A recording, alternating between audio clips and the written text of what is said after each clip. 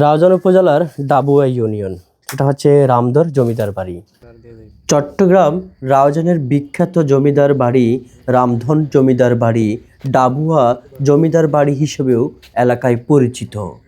জমিদার রামধন ধর এই জমিদারিত্ব এবং বাড়ির প্রতিষ্ঠাতা ছিলেন। রামধন মারা যাওয়ার পর জমিদারের দায়িত্ব পড়ে পালক সন্তান কেশবচন্দ্রের উপর। 1955 সালে জমিদার কেশবচন্দ্র মারা যাওয়ার 2 বছর পরে 1957 সালে জমিদারি প্রথা বিলুপ্ত হয়ে যায়।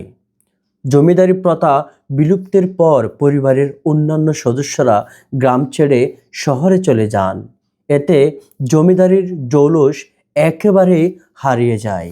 জমিদার রামধন ধর জমিদারির সম্পত্তির ছাড়াও তার পালক সন্তান কেশবচন্দ্রের ছিল চাটগা শহরে 54টি বাড়ি, যার কিছুই এখন অবশিষ্ট নেই। একসময় যে জমিদার বাড়িতে শতাধিক লোক কাজ করত, প্রতিবেলায় 3 থেকে 400 মানুষের খাবার রান্না হতো, থালা বাসন ছিল স্বর্ণরূপার।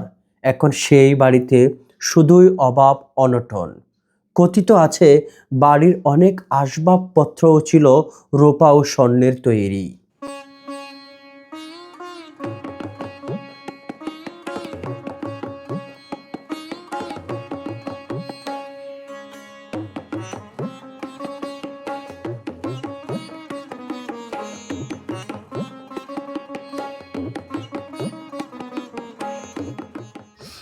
রাউজান ডাবুয়া ইউনিয়নের জমিদার বাড়িতে আসছিলাম।